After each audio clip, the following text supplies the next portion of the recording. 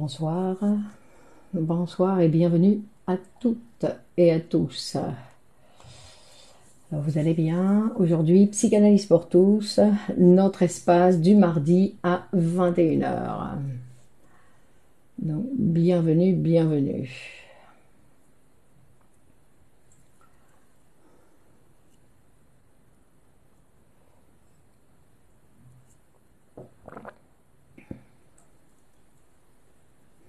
Bonsoir Estelle, Fernande, bonsoir, Sarah. Donc nous avons notre introduction avec nos salutations. Nidal, bonsoir. Smilichka, Bitovic. Je vais peut-être utiliser Bitovic, c'est plus facile. Fanette, bonsoir. Brahim, bonsoir.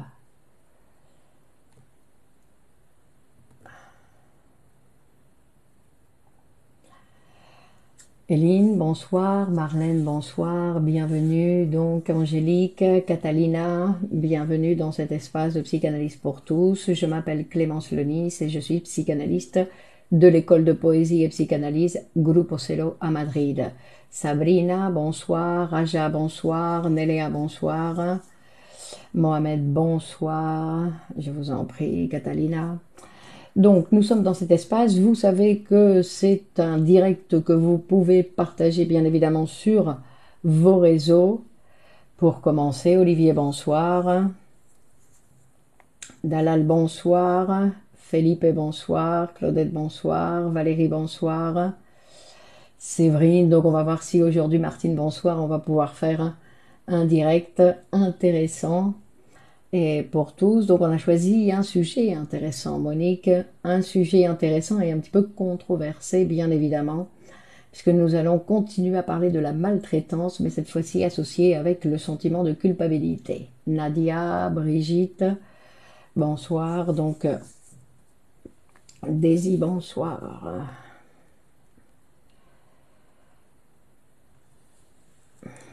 Donc en fait, quand on va parler ce soir de maltraitance et de Anen, bonsoir, Amira, bonsoir, quand on va parler de maltraitance ce soir, on va bien évidemment faire référence au montrer en fait la lecture que Lobna, bonsoir, Sandrine, bonsoir, la lecture que Touria, bonsoir, la lecture que les apports que la psychanalyse nous permet de faire cette lecture sur cette situation de la maltraitance. Donc, on avait vu déjà la fois dernière qu'il y avait un nombre énorme de femmes maltraitées, de femmes battues, de femmes maltraitées ou physiquement ou psychologiquement. Et que Nadine, donc, ce qu'on va voir et ce qui est intéressant quand on parle de maltraitance, qu'on ne va pas parler ni de victimes, ou si l'on parle de victime, on va parler d'une victime, en fait, de notre manière de penser. Parce que tout va être en relation, toute notre vie, en fait, est basée sur notre manière de penser, de penser les relations amoureuses, de penser les relations avec le travail. Nous avons des idées sur toutes les choses de notre vie. Et en fait, ce sont ces idées que nous avons qui nous font vivre, Samy, bonsoir, qui nous font vivre les choses d'une manière ou d'une autre. Anna, bonsoir. Donc, ce qui est intéressant, c'est de voir quelles sont les idées, Régina, quelles sont les idées qui, Céline, bonsoir, bonjour, qui nous poussent à vivre, non? Quelles sont les idées qui sont latentes, on va dire, Dominique, bonsoir, les idées latentes qui font, parce qu'on ne s'en rend pas toujours compte des idées qu'on a, on croit qu'on a certaines idées consciemment, mais après on se rend compte que consciemment, on devrait faire de telle manière et on se rend compte que dans la réalité, on fait autre chose. Donc, Lucie, bonsoir, Marie, bonsoir. Donc, on peut voir qu'il y a d'autres idées latentes, pour les appeler d'une certaine manière, qui sont en jeu et qui nous font agir d'une manière ou d'une autre. Alors, ce qui est intéressant quand on pense que ce sont les idées que nous avons sur les différentes choses de la vie qui nous font vivre certaines choses de manière, non? Parce que c'est pas seulement ce que nous vivons, c'est comment nous réagissons à ce que nous vivons.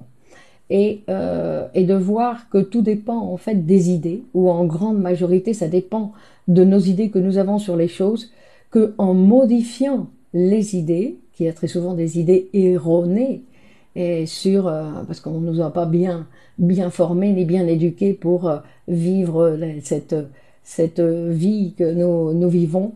Et Annie, bonsoir. Donc en fait, ce qui est intéressant, c'est de voir que la possibilité qui existe, qu'en modifiant certaines idées, nous pouvons aussi modifier, Rekia, bonsoir, nous pouvons aussi modifier notre relation à la vie.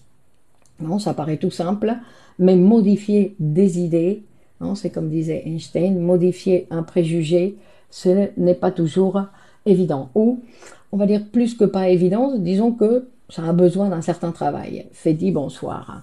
Donc quand on parle de la maltraitance, et ici ce soir on va parler principalement de cette maltraitance qui existe dans les couples, et dans sa majorité, ce sont les femmes qui se retrouvent dans une situation de maltraitance, bien que nous savons aussi qu'il y a des hommes. C'est pour ça qu'il ne s'agit pas exactement de notre anatomie dans ce qui va être en jeu dans les relations sociales, sinon que ce qui va être en jeu dans la relation amoureuse elle-même.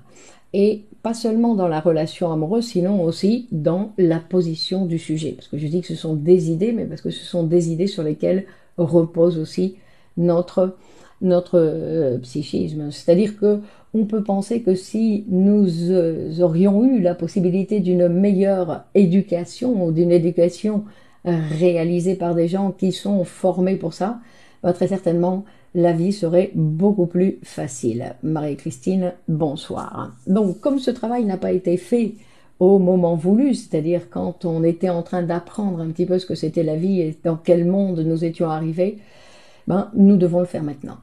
Si nous n'avons pas eu la possibilité de le faire à temps, c'est maintenant que nous devons le faire.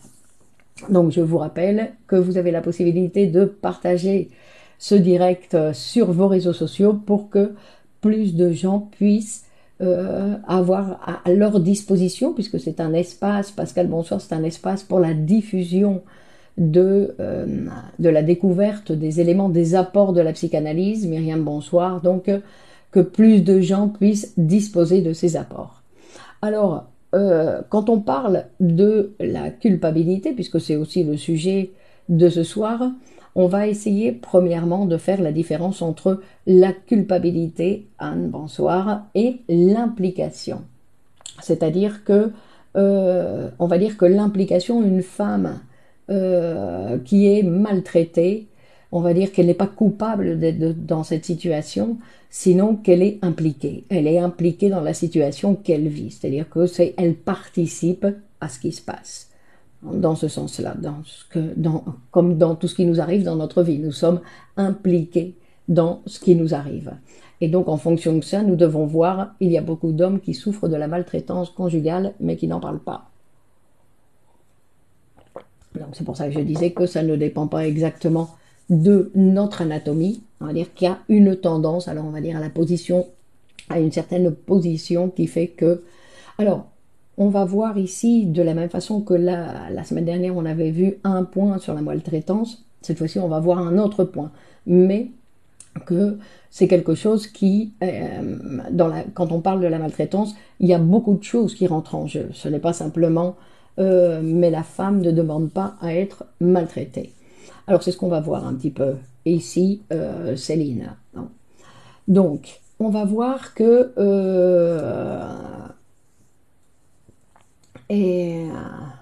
alors, une chose pour commencer, on va dire qu'évidemment, il n'y a pas de femme maltraitée sans quelqu'un qui va la maltraiter. D'accord? Mais on ne va pas s'occuper aujourd'hui de celui qui maltraite, sinon qu'on va s'occuper de celle, on va dire, ou de celui qui reçoit les coups ou les mauvais traitements. Donc il s'agit que de choses, ici on va faire un peu plus référence à les mauvais traitements physiques, mais enfin on va présenter à la fin, si on a le temps, un cas clinique pour essayer de mieux voir la situation.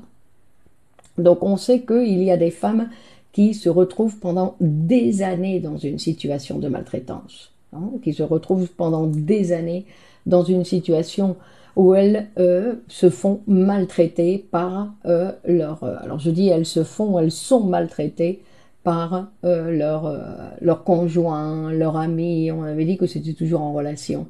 Donc bien sûr, où il y avait à la base une relation amoureuse. Et comme on avait fait référence la fois dernière, donc il y a l'élément de la jalousie, de la possession qui rentre en compte, c'est-à-dire le sentiment que l'autre nous appartient, qui rentrait en compte. Mais pas seulement, bien évidemment, pas seulement. Il y a beaucoup d'autres choses qui rentrent en jeu.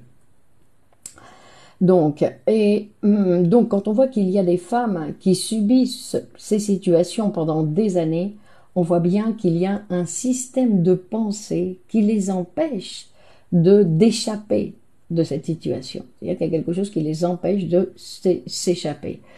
Et c'est pour ça qu'on dit que ce dont elles sont vraiment victimes, c'est qu'elles aiment la personne avec qui elles sont, qu'elles aiment, et que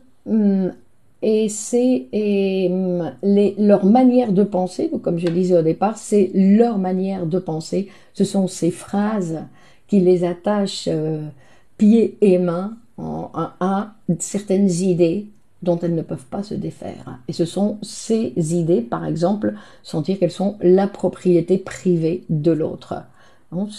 Et on le voit non pas parce qu'elles le disent, puisqu'en fait c'est une idée qui est inconsciente, mais qui dirige leur vie. Et donc il y a certaines femmes qui pensent qu'elles sont incapables de vivre sans un homme, par exemple. Donc, et qui pensent que sans un homme, elles ne sont rien. Donc, et c'est-à-dire qu'on peut voir, si on écoute les femmes maltraitées, on va voir qu'il y a de nombreuses phrases donc, qui poussent la femme à tolérer cette situation de maltraitance, à continuer à la vivre, on va dire la tolérer dans le sens où elle continue à la vivre et elle n'arrive pas à s'échapper, comme on disait. Donc, les apports de la psychanalyse ne prétendent pas culpabiliser la femme, sinon de montrer comment elle, avec ses phrases, elle est victime de ces situations. Elle est victime de ces situations à cause des idées qu'elle a.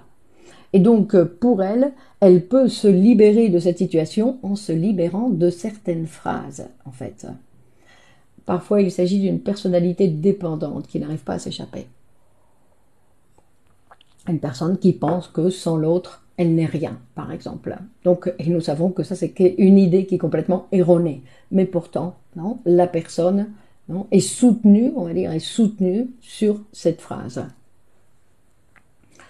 Et c'est pour ça qu'on dit que ces phrases, en fait, ces phrases sont la véritable prison.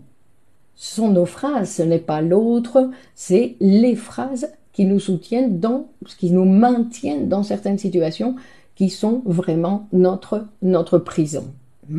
Je dis notre prison parce que chacun, même si on ne tombe pas dans la maltraitance, nous avons tous des phrases qui nous empêchent de vivre certaines situations. La personne maltraitée en a-t-elle conscience? En conscience de quoi? Des phrases, non. Non, la personne maltraitée n'a pas conscience, parce que personne n'a vraiment conscience des phrases, sinon qu'on va le voir dans ce qui se passe. On peut le voir dans ce qui se passe. Donc, non, en général, nous vivons surdéterminés par l'inconscient et que nous ne savons pas quels sont ce qui se passe, ce qui se passe en nous. Simplement, nous, ce que nous avons, c'est que nous voyons les résultats de cette situation. Ce que nous voyons, c'est les résultats. Donc, parce que la particularité aussi de cette femme qui est maltraitée, c'est qu'en général, elle est maltraitée, mais il est gentil, par exemple. Donc, il est maltraité et en plus, il est gentil, vous voyez. Donc, elle l'aime. Donc, c'est pour ça que c'est difficile, parce qu'en plus, elle l'aime. Donc, la femme maltraitée, non seulement elle est maltraitée, mais en plus, très souvent, elle se sent coupable. Elle croit que c'est elle qui a provoqué la maltraitance, qui a provoqué l'autre, on va dire. Et on va voir que en fait on va pouvoir se poser la question, parce qu'elles disent qu'elles se sentent coupables très souvent, et en fait on peut se poser la question à savoir, mais de quoi elles se sentent coupables, ou de quoi elles sont coupables, et parce que on va dire le coupable du coup, c'est celui qui a donné le coup. Non, chacun est responsable de ses actes. Elle a certainement une mauvaise image d'elle-même. Bonsoir tout le monde, c'est de l'amour ou de la dépendance affective. Ben, la dépendance affective, c'est la dépendance de l'amour. Non, couple sadomasochiste, ça peut être harmonieux. Donc, et donc, euh, donc, on disait de quoi elles sont coupables, parce qu'elles se sentent coupables, et donc on peut se poser la question à savoir de quoi elles sont coupables, si celui qui donne le coup, non, celui qui frappe, c'est lui le responsable de ses coups. Elle n'est pas responsable de ce que fait l'autre. Hein, chacun son truc. Mais on va dire que la psychanalyse est un instrument qui va nous permettre de nous mettre en relation différemment avec notre sentiment de culpabilité. Hein, puisque, comme je l'annonçais, le sentiment de culpabilité inconscient sont inhérents à l'être humain. Hein, donc, qui vont toujours exister et qui existe, ce sentiment de culpabilité, il existe dans chacun de nous. Hein. Et la particularité de ce sentiment de culpabilité, c'est que c'est un sentiment qui est intolérable. Intolérable de façon inconsciente. Non, je ne parle pas de se sentir coupable. Ça, c'est autre chose. On parle du sentiment de culpabilité qui est intolérable pour les humains et pour les êtres humains en général, et que pour tranquilliser ce sentiment qui est intolérable, voilà, jazz, et pour tranquilliser ce sentiment qui est intolérable, ben, ce que le sujet qui se sent coupable, de façon inconsciente, il va chercher une punition. Il va chercher, non, comme les enfants qui cherchent à se faire gronder pour tranquilliser, parce que chez les enfants aussi ça existe, pour tranquilliser leur culpabilité. Et on peut le voir que quand tout d'un coup, par exemple chez les enfants, quand tout d'un coup il est puni, on le gronde, eh ben, il se tranquillise. Donc on peut le voir, non, dans le sens où la punition, c'est quelque chose qui va tranquilliser le sentiment de culpabilité. Et on peut le voir, cette punition, très souvent dans de nombreux cas où ça nous paraît complètement illogique, mais on voit qu'il y a des gens que quand ils reçoivent ou une très mauvaise nouvelle, où il y a par exemple des malades, quand tout d'un coup on leur donne, hein, quand tout d'un coup on leur donne une mauvaise nouvelle, on leur diagnostique une maladie terrible, et on voit que ces patients qui étaient très nerveux, qui étaient très mal, etc., que tout d'un coup ils vont se tranquilliser avec le diagnostic. Comme si, non, le diagnostic, c'était une punition qui tranquillise leur sentiment de culpabilité. Donc il va falloir, bien évidemment, au lieu d'aller chercher des punitions à droite à gauche, non, comme disait Céline, il y a des gens qui vont, des jeunes qui vont être délinquants pour recevoir la punition. Mais c'est parce que c'est le sentiment de culpabilité. Ce n'est pas qu'il y a le sentiment de culpabilité une fois qu'ils ont fait l'acte délinquant, sinon que c'est parce qu'ils ont ce sentiment de culpabilité qui est intolérable qu'ils vont provoquer dans la réalité quelque chose pour avoir la punition, comme par exemple dans les actes de délinquance. Je suis désolée, je vais continuer à parler, non, pour voir. Donc c'est pour ça qu'il va falloir apprendre, non, à s'arranger, on va dire, avec la culpabilité. Parce que si on sait qu'elle est inhérente à notre vie, ça ne veut pas dire qu'on va devoir aller recevoir des coups partout ou de recevoir des punitions. Sinon qu'il va falloir apprendre à tolérer en fait ce sentiment, à apprendre à tolérer ce sentiment, et que ce ne soit pas ce sentiment qui guide nos actions. C'est ça aussi, non? Parce que ce sentiment, il est inhérent, mais ça ne doit pas être celui de notre guide pour nos actions. Et en plus, comme dernière position, ce serait celle de renoncer, apprendre à renoncer à la punition. Donc ça c'est le programme, on va dire, que propose la psychanalyse pour pouvoir avoir une autre relation avec ce sentiment de culpabilité. Et donc on va voir comment est en jeu le sentiment de culpabilité dans la femme qui est maltraitée, non, et les préjugés qui amènent cette femme à supporter et à demeurer dans des situations de maltraitance. Hein, c'est-à-dire que il y a une autre chose qui est importante, je crois que je l'avais déjà souligné la fois dernière en disant que c'est pas simplement apprendre à dire non, non, parce c'est apprendre à avoir une nouvelle relation, on va dire, avec ce sentiment de culpabilité, ce qui est différent puisque c'est quelque chose d'inconscient. On va voir un petit peu de quoi il s'agit. Alors, une autre chose qui est importante à dire, c'est-à-dire que toutes les femmes ne peuvent pas être victimes de maltraitance. Il y a certaines femmes qui peuvent être victimes de maltraitance. D'ailleurs, on va voir qu'il y a des femmes qui sont maltraitées par exemple, leur premier mari. Elles arrivent à se séparer, elles recommencent une nouvelle histoire avec un autre homme et elles se retrouvent dans une nouvelle situation de maltraitance. Donc on voit qu'il y a quelque chose en elles qui, c'est pas qu'elle provoque les coups, mais c'est qu'il y a quelque chose en elle qui fait que elle se retrouve elle est impliquée dans ce genre de situation. C'est pour ça que l'analyse dans ces cas-là est très intéressante pour voir qu'est-ce qui est en jeu chez elle pour qu'elle se retrouve encore dans la même situation. Donc c'est des cas aussi qu'on peut voir. Non. Donc toutes les femmes ne vont pas être victimes de maltraitance. C'est-à-dire que toutes les femmes peuvent recevoir un coup, mais il y a seulement certaines qui vont continuer, qui vont permettre que cela puisse se répéter, on va dire.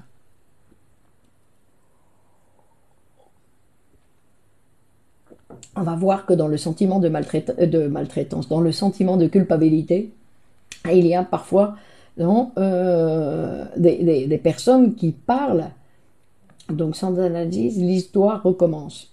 Très probable. C'est pas mathématique, Céline, mais très probable.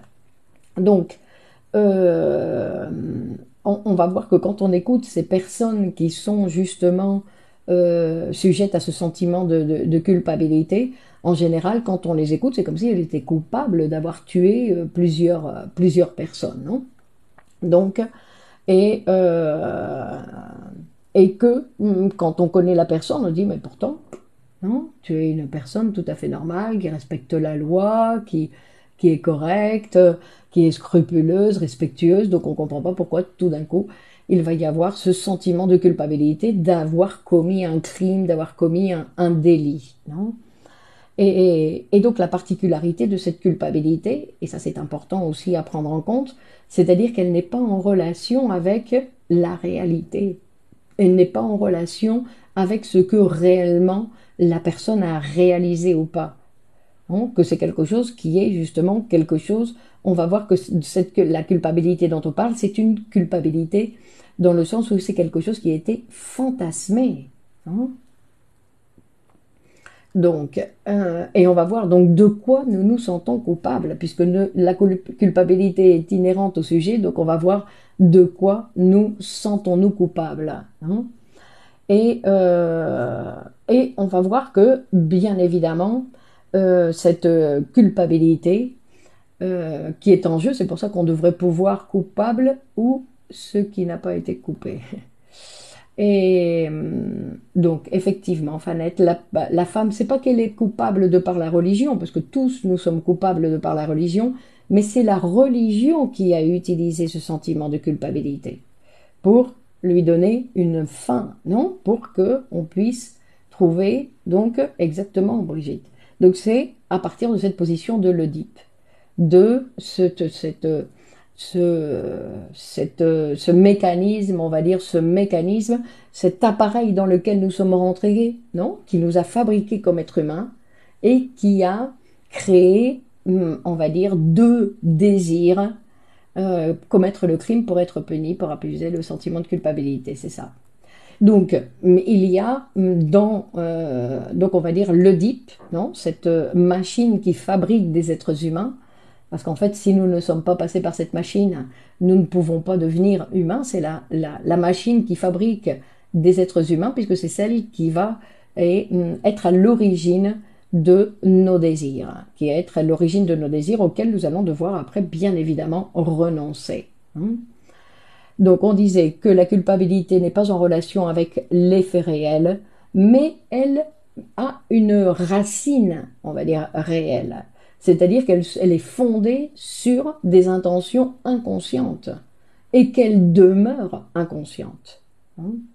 Donc elle provient de choses qui ont été fantasmées. Et quand je dis fantasmer, je ne parle pas exactement de ces fantasmes des films que nous nous faisons dans la tête, sinon de fantasmes, encore une fois, inconscients. C'est-à-dire qu'il y a toute une partie, vous voyez, toute une partie de nous dont nous ne savons rien, et que tant que nous ne passons pas par le divan, que nous ne passons pas par le travail, bonsoir Gina, par le travail analytique, nous n'allons pas pouvoir découvrir. Donc,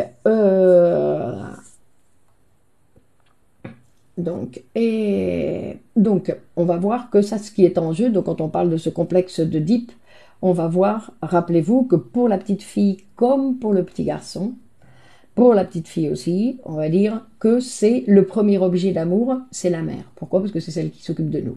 C'est celle qui s'occupe de nous, en fait. On va dire, on va l'appeler la mère, hein, même si c'est quelqu'un d'autre qui va s'en occuper. Et donc, et ensuite, l'un comme l'autre, ils vont tomber amoureux, pour le dire d'une certaine manière. Ça va être le deuxième objet d'amour, ça va être le père. Ou des substituts. D'accord? C'est-à-dire, mon crâne, bonsoir, qui a toujours ces figures qui vont exister pour tous les sujets. Hein. Donc d'un côté, on aime ces figures paternelles, et d'un autre côté, on va s'identifier à eux. Hein. Mais la relation avec le père, en fait, va être ambivalente. Et c'est-à-dire que pendant très longtemps, ces deux amours vont pouvoir vivre, non, cet amour pour le père et cet amour pour la mère vont pouvoir vivre ensemble, on va dire, mais il arrive un moment où l'enfant se rend compte que le père, c'est un obstacle à son amour pour la mère. Et que le petit enfant, il voudrait avoir sa mère pour lui tout seul, pour lui tout seul, et que le père, donc, est bien évidemment un élément qui vient faire obstacle à son grand amour. Et bonsoir Fatia.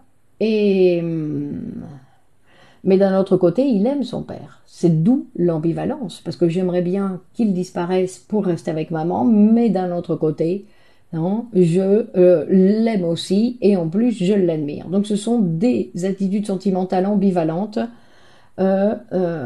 qui donc vont rentrer en conflit à un moment donné. Donc,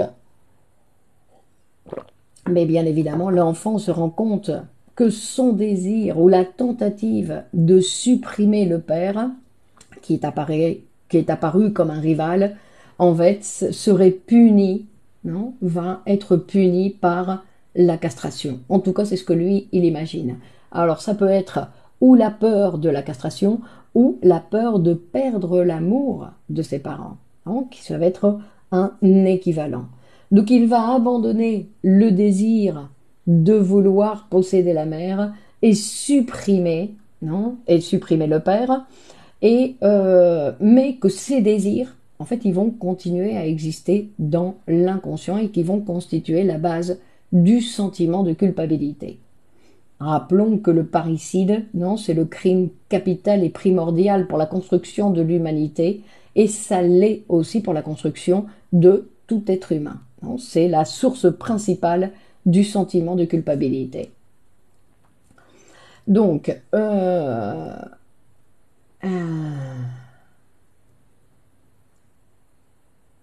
quand l'enfant, par exemple, il souffre, il se sait aimé par sa mère, non, que le danger disparaît. Quand il se sent aimé, quand l'enfant se sent aimé par sa mère, le danger disparaît. Mais au contraire, quand elle s'éloigne, non, quand il l'emmène et qu'il va se retrouver tout seul à l'école, il se sent rejeté.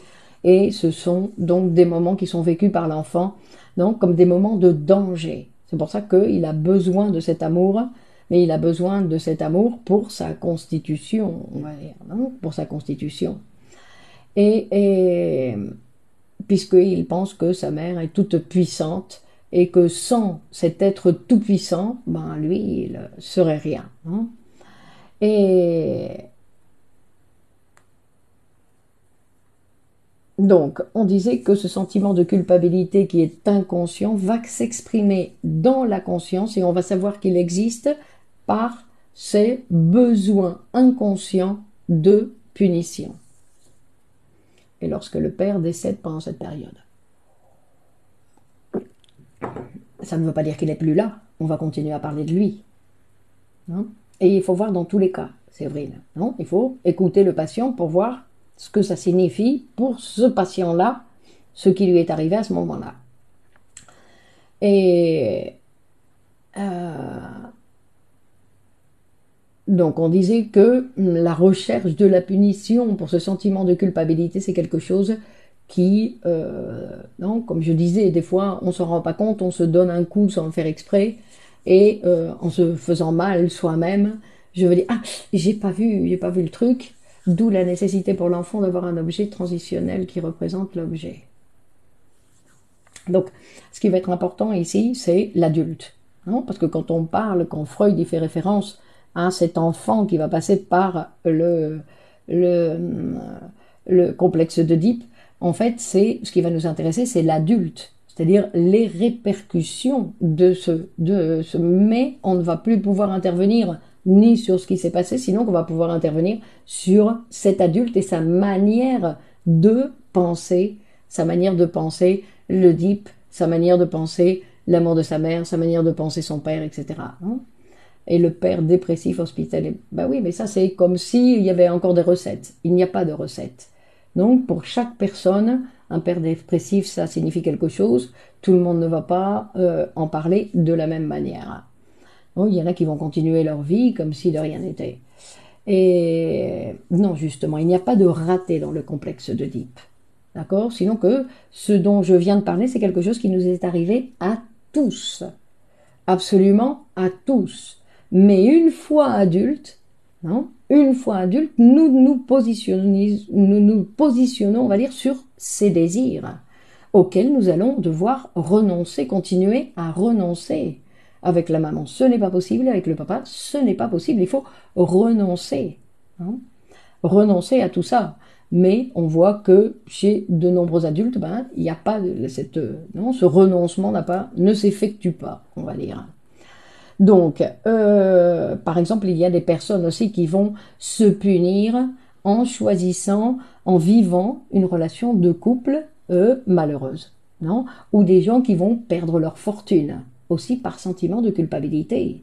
D'accord? C'est-à-dire que il y a, ou comme je disais, des gens qui vont avoir une grave maladie. Hein? Et, ou aussi comme les enfants qui vont non, qui ne vont pas être sages pour provoquer la punition et donc pouvoir se tranquilliser à partir de là. Et donc maintenant nous allons analyser les cas de femmes maltraitées, non, cette particularité, nous allons rentrer un petit peu plus en détail, où il y a certains traits qui vont montrer comment il y a la participation du sentiment de culpabilité dans la production de ces situations. Donc il n'y a pas eu de renoncement des désirs. Il y a eu, mais en fait, ces désirs, il faut renoncer tout le temps, parce que le complexe d'Oedipe, ce n'est pas quelque chose qui appartient à l'enfance. Sinon, c'est quelque chose sur lequel on doit toute la vie renoncer à ses désirs. Bon, mais ça, c'est un autre sujet. Donc on parle du besoin de punition qui est secondaire, qui est après le sentiment de culpabilité inconscient, donc qui est à la base de 4 situations qu'on va voir. Par exemple, on va voir qu'il y a un besoin de punition, par exemple, quand on voit que la personne, elle continue à vivre avec le maltraitant, on va l'appeler comme ça, le maltraitant, c'est-à-dire pendant des années.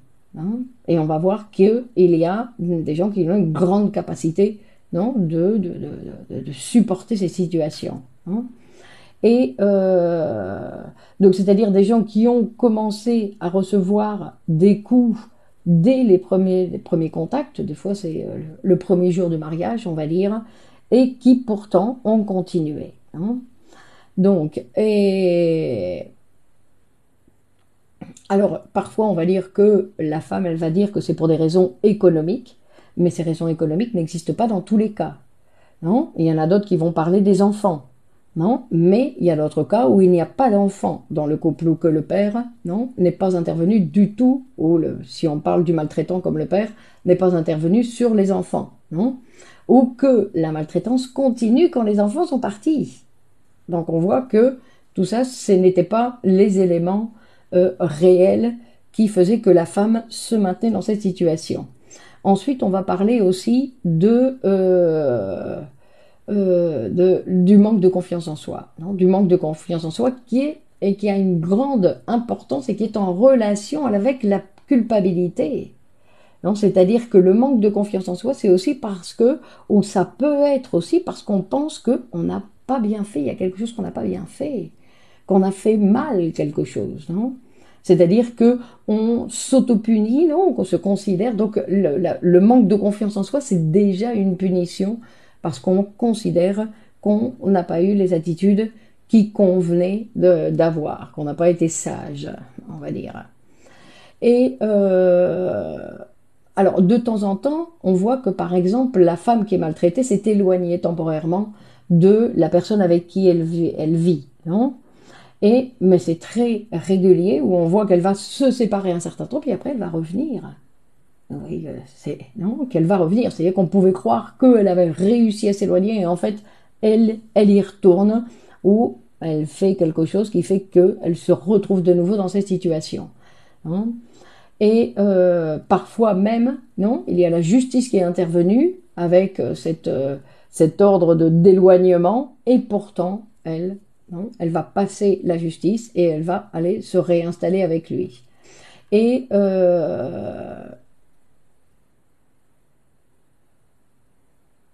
et elle-même, elle va dire qu'elle ne comprend pas pourquoi elle revient. Elle dit, je reviens et je me sens fatale, et pourtant, je ne sais pas pourquoi je le fais. C'est-à-dire qu'elle ne peut pas expliquer, elle-même, elle ne peut pas expliquer, non, son comportement, non. Donc, on voit, non, que là, le fondement, c'est un sentiment de culpabilité qui est en jeu. Il est très fréquent aussi de voir que quand la femme, non, comme on disait la fois dernière, c'est-à-dire qu'elle a posé sa plainte, elle a dénoncé, on lui a donné la possibilité, et pourtant, elle va retirer sa plainte et revenir, hein. Et on disait la fois dernière que c'est parce qu'elle considère ou qu'elle va dire qu'elle sent que lui, il l'aime. Et donc, une autre qui va se séparer de son maltraitant, donc elle va se séparer de cette situation de maltraitance et qui va recommencer avec quelqu'un d'autre la même situation, hein. Et, et, et après, il y a d'autres situations où directement la culpabilité, ça va mener non seulement à vouloir recevoir donc cette punition, parce que la punition, rappelez-vous, ça soulage. Et que la punition, c'est un petit peu comme ces idées de la religion, c'est-à-dire c'est pour me racheter. Tolérer de la souffrance m'ennoblit. C'est-à-dire que c'est une sensation de se sentir mieux parce que j'ai toléré la souffrance, non? Un petit peu comme celui qui va, non, qui va se faire souffrir tout seul, non? Donc, il y a et il y a des femmes qui pensent qu'elles devaient se sacrifier à recevoir les coups, non, en passant par ce calvaire, et qu'elles pensaient qu'en passant par ce calvaire, elle arriverait à changer les choses et qu'un jour, sa relation de couple irait mieux, hein. Et donc elle dit, non, qu'elle en arrive à dire, non, ces femmes, ce sont des phrases de femmes qui ont été maltraitées, et elle dit, je ne me rendais pas compte que j'étais en train de me détruire moi-même et de détruire mon époux en même temps, hein. Donc, et d'autres qui disent, j'ai toléré des injustices, non seulement contre ma personne, mais encore plus contre mes enfants. Et j'en suis arrivée à me considérer comme une victime et je m'apitoyais sur mon sort, hein. Et tout ça, parce qu'elle pensait que ça c'était quelque chose, que ce sacrifice c'était quelque chose de bien d'un autre côté, hein. Donc c'est le sentiment de culpabilité, Sylvie. Donc le sentiment de culpabilité inconscient s'associe parfois aussi avec la production donc de maladies organiques, hein. Mais bon, on va pas s'occuper de ça directement. On va aller. Donc, la maltraitance est un phénomène qui a des conséquences néfastes sur le psychique des êtres. Non, qu'elles n'ont pas besoin de se sentir victimes de la maltraitance, elles ont besoin des coups pour tranquilliser leur sentiment de culpabilité. Hein, pour tranquilliser le sentiment de culpabilité. Donc ici, je vais parler un petit peu, euh, je vais vous présenter un cas clinique, quelque chose que j'ai jamais fait, mais je vais vous présenter un cas clinique pour qu'on puisse voir un petit peu de quoi il s'agit dans le travail psychanalytique et aussi un petit peu dans un exemple de maltraitance. Parce que ce qui est intéressant dans la psychanalyse, c'est que la patiente va apprendre à parler et va apprendre à se dévoiler en sincérité. Il n'est pas en train de parler avec la police, non, dans ce sens-là. Donc ça, c'est ici un cas qui ressemble à beaucoup d'autres, où on va voir comment le sentiment de culpabilité est manifeste. Donc c'est une jeune femme de 28 ans, donc, qui est en train d'étudier, qui fait ses études universitaires, qui a commencé à 18 ans, ça fait 10 ans, elle n'a pas encore terminé, et elle souffre d'un handicap sévère. Non, et ses parents sont séparés. Bon, ça c'est une façon de présenter, non, de présenter le petit schéma de la patiente. Donc, durant le processus des séances, elle parle très rarement de son travail ou de sa famille. Et quand elle parle de sa mère, c'est pour la critiquer. Donc, que sa relation avec elle est hostile. Et que sa préoccupation fondamentale est sa relation affective avec les hommes. Et qu'actuellement, elle a une relation avec un homme qui est 10 ans plus âgé qu'elle. Et elle raconte donc des situations où elle raconte que lui dit qu'il se moque d'elle et qu'il l'humilie. Et qu'il se moque d'elle par son défaut physique, puisqu'elle est handicapée, et en lui disant des choses atroces, que je ne veux pas répéter ici, ça sert à rien, mais disons qu'il lui dit des choses atroces. Et que parfois il fait même référence donc à son incapacité en disant que c'est une inutile et qu'elle ne pourra jamais finir ses études. Et qu'elle ne sait pas faire son travail, qu'elle est nulle, qu'elle ne sait pas faire correctement son travail, et que, alors que, d'un autre côté, elle dit que ses chefs, non, la félicitent pour le travail qu'elle réalise et qu'apparemment elle fait son travail très bien. Mais que sa mère lui dit, donc sa mère qui est au courant de ce qui se passe, lui dit bien sûr de laisser ce garçon, de se séparer de lui, que ce garçon ne lui convient pas, mais elle dit qu'elle n'écoute aucune des phrases de sa mère. C'est d'ailleurs, elle dit même, je vais au-delà. C'est comme si, quand ma mère n'aime pas quelque chose, moi je le fais exprès, elle dit. Non, donc vous voyez qu'il y a la maman qui intervient aussi, la relation avec la mère qui intervient. Donc la mère qui veut qu'elle se sépare de lui, et comme elle veut qu'elle se sépare de lui, du coup, exprès, elle va maintenir cette relation. Et donc, un jour, non, et un jour, elle essaye de le tranquilliser un petit peu, un jour où il est énervé à la maison, et en fait, il en arrive à la frapper, non, il la tire par les cheveux, et il le fait même dans la rue et devant tout le monde. Et quelques minutes plus tard, ou quelques heures plus tard, il se retrouve à pleurer, il lui dit qu'elle est merveilleuse, qu'elle est très belle, qu'elle fait tout bien, qu'il l'aime énormément et que jamais plus il recommencera et qu'il lui demande pardon. Alors bien sûr, la maman, quand elle raconte ça à sa mère, la maman lui dit « tu dois pas lui pardonner, il va recommencer », mais elle lui pardonne une fois et encore une fois et encore une fois. Et une chose qui est très marquante aussi dans la séance, c'est qu'on voit que cette femme, elle parle de cet homme avec une grande passion. Non, et elle dit, à chaque fois qu'il me frappe, c'est parce que c'est moi qui l'ai provoqué. Parce que sinon, il ne me frapperait pas.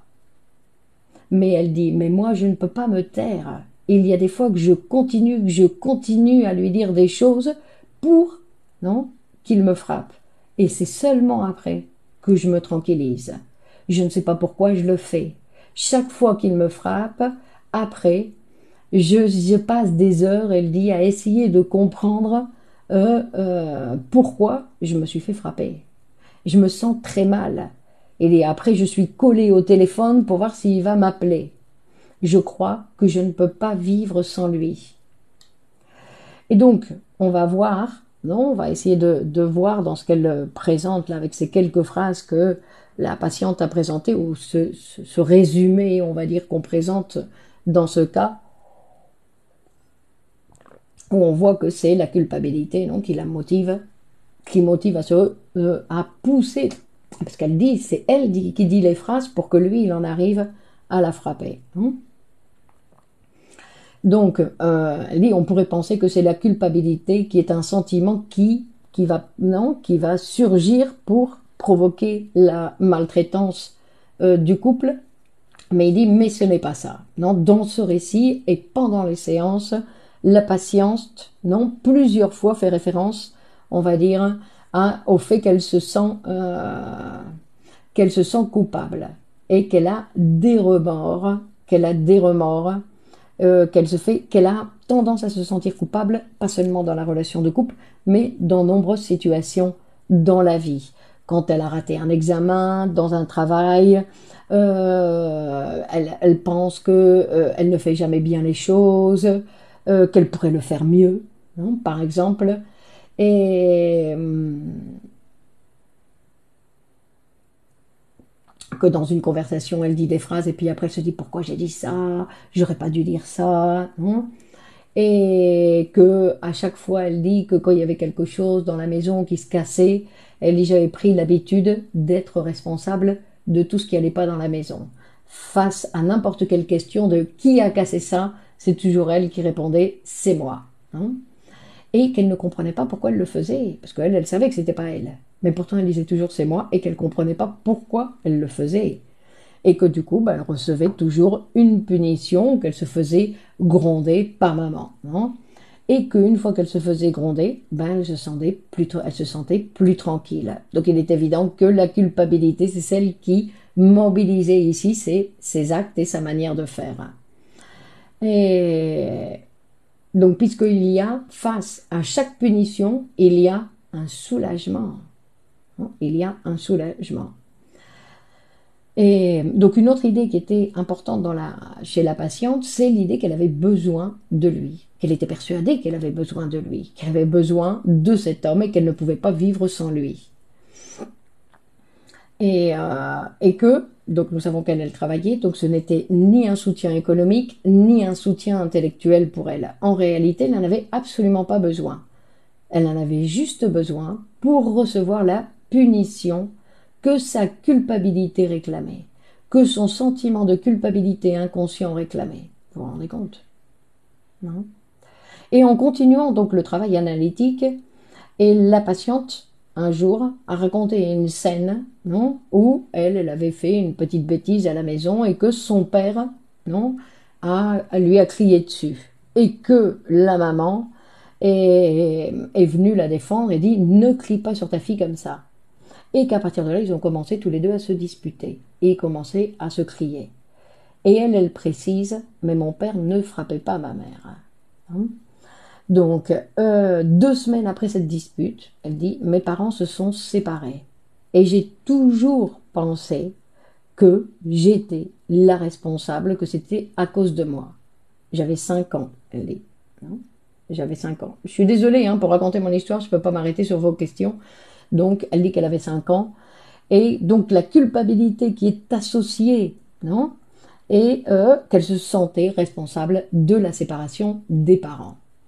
Donc, elle se laisse maltraiter parce qu'elle croit que ainsi, son ami, son mari, son conjoint va rester avec elle. Non, si elle lui répond, si elle se défend, il l'abandonnera, comme son père, non, a fait avec elle et sa mère. Donc, si elle se laisse maltraiter, non seulement d'un côté, donc elle disait non que c'était pour emmerder sa mère. Donc en fait, elle le faisait pour emmerder sa mère. Non, non, on l'avait souligné au préalable, non, en disant à chaque fois qu'elle veut quelque chose de moi, je fais le contraire. Non, je le fais exprès. Donc pourquoi? Parce que pour elle, sa mère était aussi responsable du fait que le père les avait abandonnés. Non, que si elle avait pu supporter ses cris sans protester, lui ne serait pas parti. Donc elle se laisse maltraiter parce qu'elle-même se méprise, non? Et que pour elle, c'est très facile de provoquer le mépris de l'autre, non? Et en fait, elle se laisse maltraiter parce que inconsciemment, non, pour elle, c'est mieux la punition pour calmer sa culpabilité. Non. Donc, par exemple, non, ça c'est un cas comme donc c'est un cas comme de nombreux cas. Et on va voir que donc c'est-à-dire qu'elle cherche la punition comme quand elle était petite et qu'elle se rendait responsable de tout ce qui était cassé dans la maison, non? Elle avait qu'elle voulait être responsable de tout en fait. Et en fait, on va voir que donc grâce à la psychanalyse, grâce au travail analytique, ben, la patiente a pu donc élaborer sa culpabilité. Elle s'est rendue donc compte, non, parce que elle s'est rendue compte qu'elle n'était pas la responsable de la séparation de ses parents, même si elle l'avait désiré, pour rester toute seule avec papa. D'accord? Donc, parce que vous voyez, c'est toujours ces sentiments donc qui sont ambivalents, non? Et elle s'est rendue compte que le désir n'avait pas tant de pouvoir, non? Que désirer quelque chose ne veut pas dire le provoquer, que ce n'est pas quelque chose de magique, et qu'en plus, à partir de là, il y a d'autres souvenirs qui sont apparus, non? Quand elle a réussi à accepter que c'était pas elle qui était responsable, elle a dit bah non, les disputes elles existent depuis très longtemps avant, non, cette énigme, ce fait qu'elle avait raconté, non?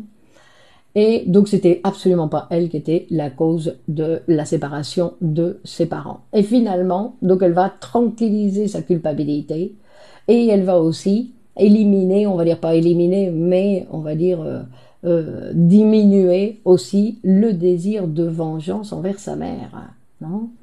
Et du coup, grâce à ça, bah, elle a pu comme terminer, non, ses études universitaires, se séparer de l'homme qui l'a maltraitée, de commencer une relation avec un autre homme qui était un peu plus aimable avec elle et qui ne lui a jamais fait de mal physiquement et qui a pu la soutenir intellectuellement. Donc vous voyez que ce sont des idées inconscientes, non? Ce sont des idées inconscientes qui sont, voilà, qui sont en jeu dans, et principalement, et ici principalement, donc dans ce cas où on voit que c'est le sentiment de culpabilité qui a mis toute cette situation en branle-bas de combat, non? C'est-à-dire qu'elle s'est retrouvée, bonjour la douleur, là, quand on prend conscience du mal qu'on a pu se faire pour ce genre d'idées. Si, pero ça c'est, moi je pense que ça aussi c'est une erreur, Fanette, c'est une erreur erronée, c'est une idée erronée dans le sens où on devrait dire enfin j'ai trouvé la solution. Au lieu de dire j'ai pas, non, c'est enfin j'ai pu sortir de là. Non, au lieu de se lamenter qu'on ne l'ait pas fait avant, il faut dire enfin j'aurais pu rester. Non. Donc la culpabilité inconsciente est antérieure à la maltraitance et non pas une conséquence de celle-ci. Le sentiment de culpabilité inconscient contribue à la genèse des situations de maltraitance et que la psychanalyse est un traitement efficace pour résoudre les situations où la culpabilité inconsciente joue un rôle déterminant en évitant la recherche de la punition, en évitant, en renonçant à la punition que cette situation de ce sentiment de culpabilité, on va dire, réclame. D'accord? C'est-à-dire que, rappelez-vous, le sentiment de culpabilité inconscient est intolérable pour le sujet. Donc pour tranquilliser ce sentiment, il va chercher une punition. Donc à chaque fois que vous allez vous retrouver dans des situations désagréables, on peut se poser la question si il n'y a pas un sentiment de culpabilité inconscient. Et que pour modifier notre relation avec ce sentiment de culpabilité inconscient, il n'y a que la psychanalyse qui va pouvoir intervenir dans ce genre de situation, puisqu'il va falloir intervenir, on va dire, d'une certaine façon, sur l'inconscient, non sur des idées inconscientes.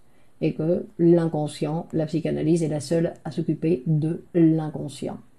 et celui qui maltraite, c'est la culpabilité aussi qui le pousse à ça. Donc ça, c'est un autre sujet, Fanette. D'accord? C'est un autre épisode, non? Ou qui est aussi assez complexe, parce que ne croyez pas que, non, l'autre, il vient et dit qu'il pleure. Il ne supporte pas de faire ce qu'il fait. Donc lui aussi, il a, non, toute sa problématique. Alors c'est lui qui frappe, d'accord, donc il se retrouve, non, avec ça, mais après, il ne comprend pas non plus, lui, ce qu'il fait. Très souvent, il dit, je ne sais pas pourquoi, je ne peux pas l'éviter. Je le retrouve dans des situations alors que non, je me retrouve à faire. Donc on voit bien dans ces situations extrêmes où ni l'un ni l'autre ne le veut et pourtant tous les deux le vivent. Donc il y a quelque chose, on voit qui est, non, qu'il y a quelque chose qu'il faut modifier, qu'il y a quelque chose évidemment qu'il faut modifier. Non. Et de temps en temps, en plus, quand les deux viennent et on travaille en psychanalyse, la relation peut continuer avec les deux, mais avec une nouvelle relation, on va dire, avec de nouvelles idées. Bon voilà, nous avons terminé pour aujourd'hui. N'oubliez pas que vous pouvez partager donc ce direct sur vos réseaux. D'accord? C'est notre espace de psychanalyse pour tous. Et donc nous nous retrouvons la semaine prochaine avec un nouvel épisode de Psychanalyse pour tous. Donc bonne continuation, merci pour votre participation. Hop, alors attendez ici, hop, non je ne peux pas. Alors bonsoir, merci à vous, Marie-Laure, Youssef, Céline. Donc j'ai vu René, Valérie et Rabia, merci. Donc c'est quelque chose de complexe. Non, c'est quelque chose, Bouchra, bonsoir. Donc c'est quelque chose qui est complexe. Estelle, merci beaucoup. Séverine, bonsoir. Annick, merci à vous. Monique. Donc à très vite. On revient rapidement et on continue la prochaine fois. Allez, bonne semaine. Au revoir. Ciao, ciao.